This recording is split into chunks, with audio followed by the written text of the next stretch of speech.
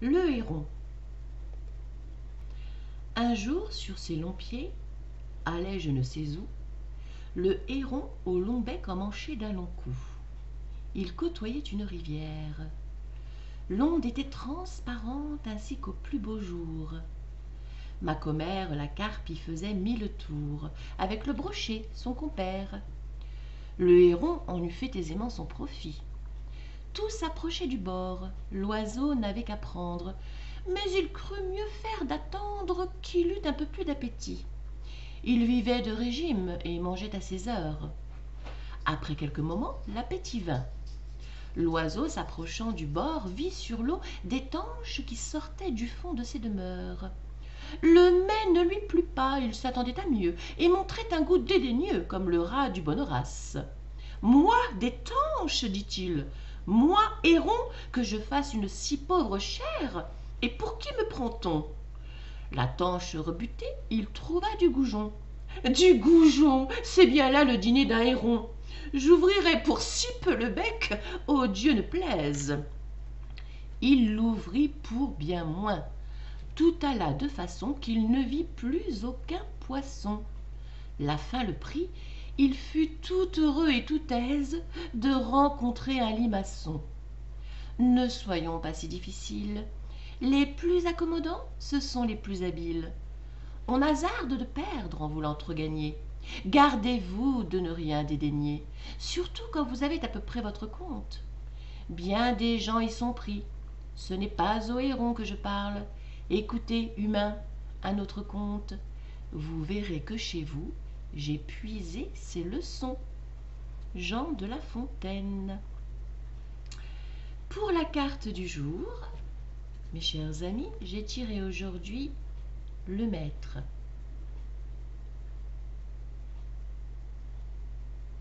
Nous voyons un homme, en fait je pense que c'est Osho. Osho lui-même. Au-dessus de lui la lune ou le coronal, ça symbolise certainement le coronal, l'intuition, la source. Le maître, c'est la dernière carte des arcanes majeures du tarot Oshozen, la 22. La 22 qui n'existe pas d'ailleurs dans le tarot de Marseille, puisque ça s'arrête à 21 dans le tarot de Marseille. Si je ne m'abuse, je vais quand même vérifier, mais je pense que j'ai raison. Mais pourquoi ne te fais-tu pas confiance, Bibiche? Alors, tarot de Marseille, tarot de Marseille. Alors, sinon, je vais vous lire. J'ai une voix un petit peu plus grave ce matin parce que je me suis levée il n'y a pas longtemps. Et je vous avoue, je ne sais pas pour vous, mais j'ai la tête dans le cul. Alors, hop, j'étais en train de papoter hier avec des amis, leur relatant une aventure qui m'était arrivée. Et quelque chose, je parlais tout à fait normalement, leur relatant, oui c'est ça, une rencontre que j'avais faite et qui me posait souci. Et tout en racontant, tout d'un coup, l'émotion m'a pris. On dirait que je dis un poème. Et à ce moment-là, quelque chose du passé, du tréfonds du passé, est remonté à la surface, qui m'a balayé d'émotions fortes. Comme quoi la vie parfois est étrange. Je ne sais pas, en fait c'est pas la peine, on s'en fiche, mais je ne sais pas d'où c'est venu, mais ça m'a balayé.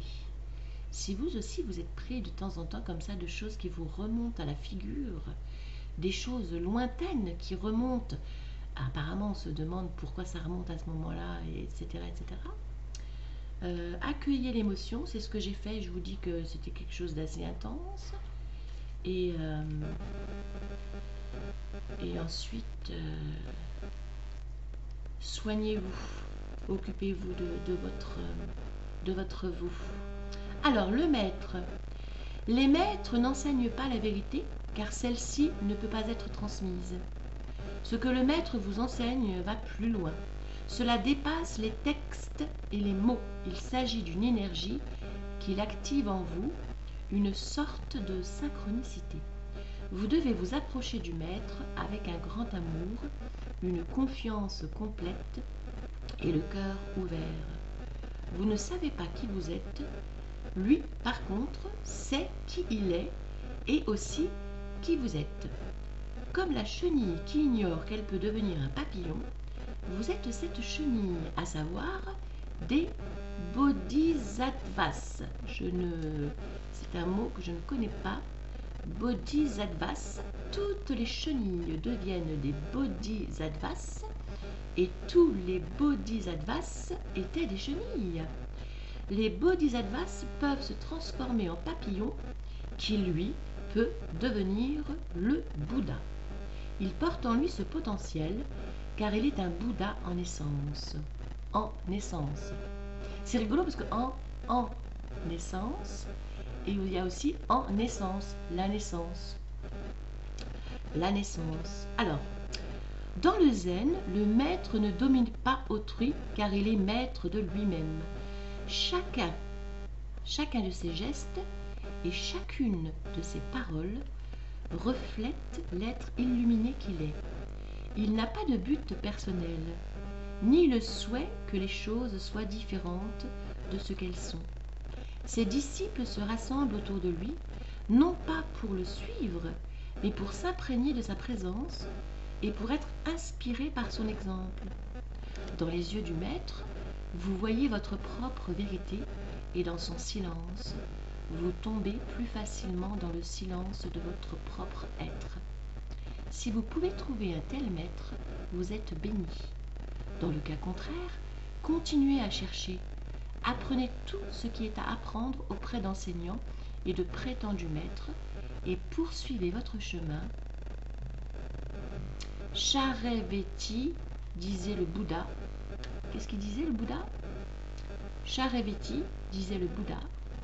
Continuez, allez toujours plus loin. Eh bien. Sur ce, je vous souhaite une excellente journée. C'était Bibiche sur la chaîne de Bibiche. Je vous embrasse. C'est un tirage express aujourd'hui. Je vous embrasse. Je vous dis à très bientôt. Et puis je vous souhaite une bonne journée et puis un bon week-end à venir. Prenez soin de vous. Portez-vous bien. Cocoonez-vous.